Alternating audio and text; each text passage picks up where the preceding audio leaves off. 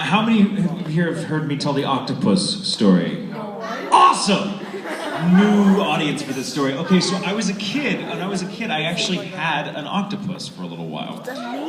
I had a friend who had his parents were filthy rich, and so he had this menagerie of the weirdest, coolest animals ever. And one of them is he had this octopus, this little octopus. His name was Chewy, short for Cthulhu, apparently. Right? He was the coolest thing. But so octopi, octopodes, octopuses, whatever they're called. Are super scary smart. Like they can, it's common for you to give them like jars with lids on them to play with because they'll unscrew them and screw them on just to pass the time. Like they're super, super smart. Does he remember, every time you come in, he's like, "Oh, Tatum's here." Is it kind of like that? Let me get to that. This thing hated me. So my friend's name was Greg, and he was going away. His family were going to go away for much of the summer to travel in Europe or something. And so, so Chewy needed looking after. And I was 14. I didn't have a car or anything like that. So he's just, well, let me just give him to you for the summer. So he set me up with this badass aquarium and all this food and all these instructions. He could change colors because they're the chameleons of sorts, so they can take on different shapes. And it's really weird. They're crazy alien creatures. And this thing, I'm like, I have an octopus now. I have an octopus. That's amazing. And my mom's like, that thing scares me. It's good that it's a fish, right? One of the things Greg warned me about was don't let him get out. And I'm thinking, okay, that has to be a joke. He's a fish. Like, he's not gonna, or a cephalopod, excuse me. I'm like, how is he gonna get out? So I didn't know. I came home one afternoon after being gone all day. And he had gotten out. He was out just kind of on this dresser, this credenza, and he was just kind of oozing across it. Well, he's not that smart then. Yeah. No, he's getting out of water. Apparently they can survive underwater for quite some time before they're like, and they just go for it. Like he was bored. Like a really smart animal's like, I'm bored, let's go adventuring. And this out of the water, they look disgusting because they're like, just oozing everywhere. There's water everywhere, and I'm like, oh my god, what do I do with this?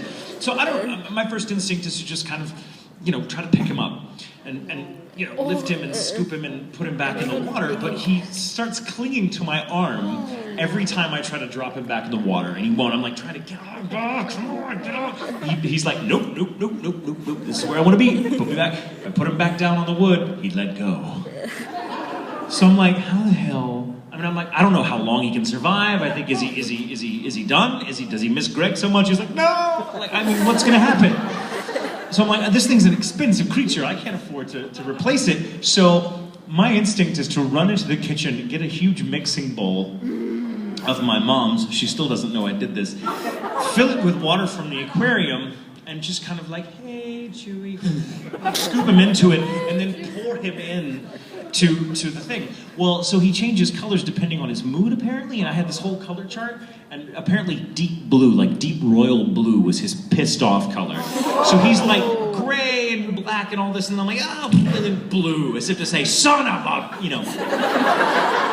So thereafter, now the thing is, he grabbed a pencil off of the desk as I was scooping him into the bowl.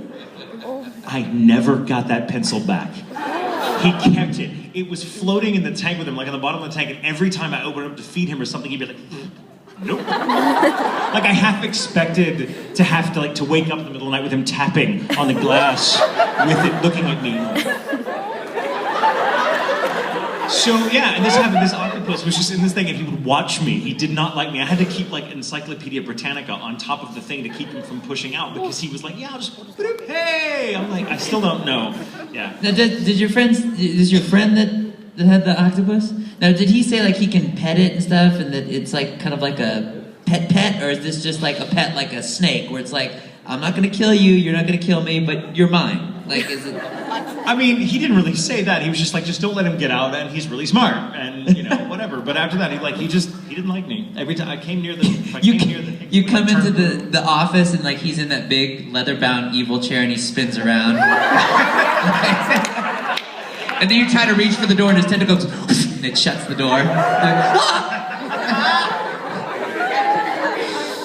Wow. But the best part was like a few nights later, I woke up to the sound of him trying to get out again, and so I turned my bedside light on and watched him, and he would sort of wedge himself into the corner, into this little ball, and then use his tentacles to like try to push on the thing, right? And I'm like, that's freaky, but of course he couldn't do it because now it's all weighed down, and the lid was weighed down rather. So he would end up pushing himself down and be like, boop, and then he would go from like red to deep blue every time. He'd be like, damn it! He'd swim around and try it again, and be like, son! You know, like watching this thing curse in color.